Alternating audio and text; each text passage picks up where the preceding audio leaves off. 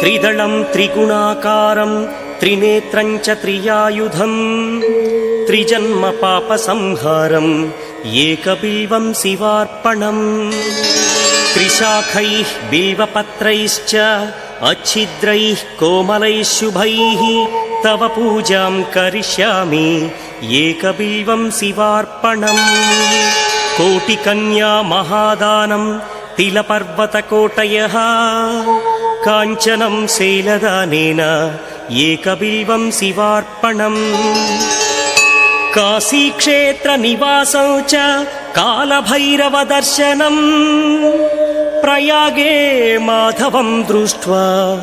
एकबिल्वं शिवार्पणम्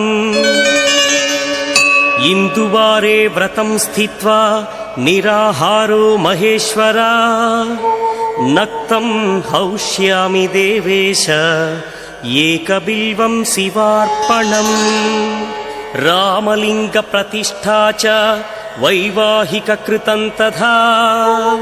तटाकादि च सन्तानम् एकबिल्वं शिवार्पणम्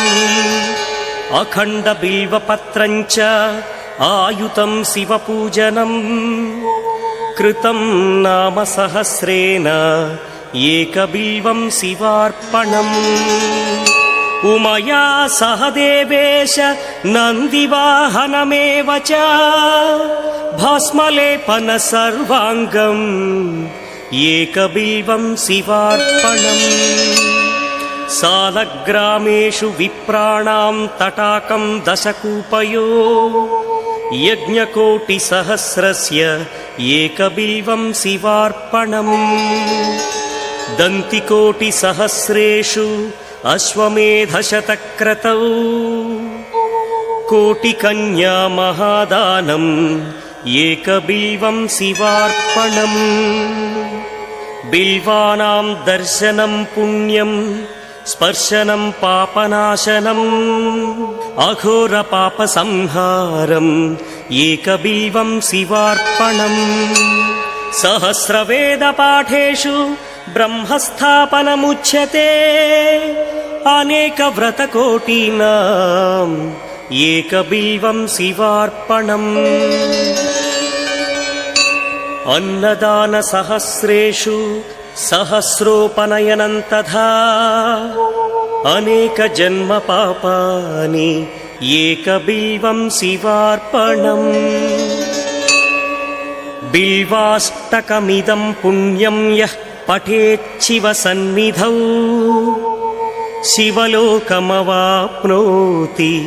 एकबिल्वं शिवार्पणम्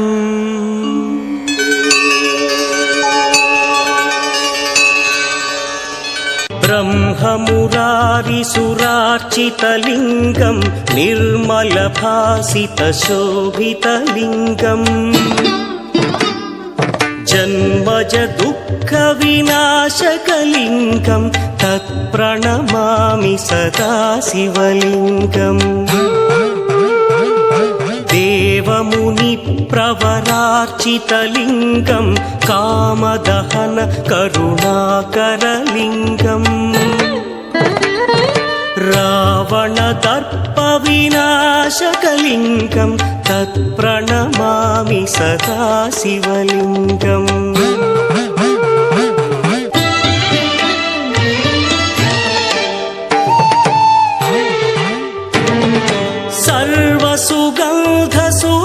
सर्वसुगन्धसुलेपितलिङ्गं बुद्धिविवर्धनकारणलिङ्गं सिद्धसुरासुरवन्दितलिङ्गं तत्प्रणमामि सदा शिवलिङ्गं कनकमहामणिभूषितलिङ्गं फणिपरिवेष्टितशोभितलिङ्गम् दक्षसुयज्ञविनाशकलिङ्गं तत्प्रणमामि सदा शिवलिङ्गम् कुङ्कुमचन्दनलेपितलिङ्गं पङ्कजहार सुशोभितलिङ्गम्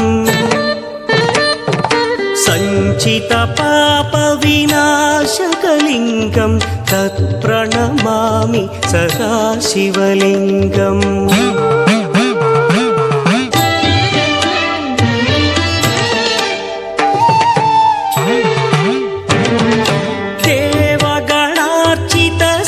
देवगणार्चितसेवितलिङ्गं भावैर्भक्तिभिरेव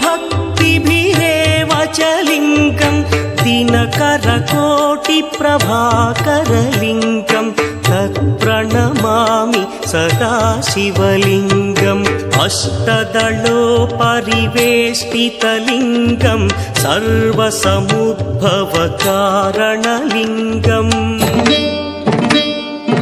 अष्टदरिद्रविनाशनलिङ्गं तत्प्रणमामि सदा शिवलिङ्गम्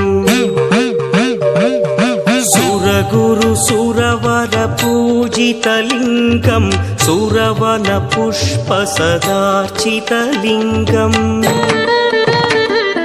परमपदं परमात्मकलिङ्गं तत्प्रणमामि सदा शिवलिङ्गम् लिङ्गाष्टकमिदं पुण्यं यः पठेच्छिव सन्निधौ शिवलोकमवाप्नोति शिवेन सह मोदते प्रभुं प्राणनाथं विभुं विश्वनाथं जगन्नाथनाथं सदानन्दभाजम् भवद्भव्यभूतेश्वरं भूतनाथं शिवं शङ्करं शम्भुमीशानमीडे गणेरुण्डमालं तनौ सर्पजालं महाकालकालं गणेशादिपालम् जटाजूतगङ्गोत्तरं गैर्विशिष्यं शिवं शङ्करं शम्भुमीशानमीडे मुदामाकरं मण्डनं मण्डयन्तं महामण्डलं भस्मभूषाधरन्तम्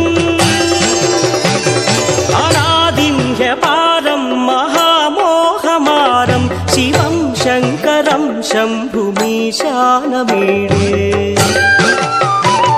वटाधोनिवासं महाट्टाट्टहासं महापापनाशं सदा सुप्रकाशम् गिरीशं गणेशं सुरेशं महेशं शिवं शङ्करं शम्भुमीशानमीडे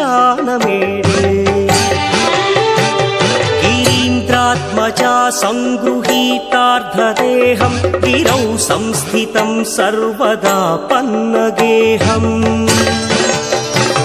परब्रह्म ब्रह्मादिभिर्वन्द्यमानं शिवं शङ्करं शम्भुमीशानमीडे कपालं त्रिशूलं कराभ्यां दधानं पदाम्भोजनं राय कामं दधानम्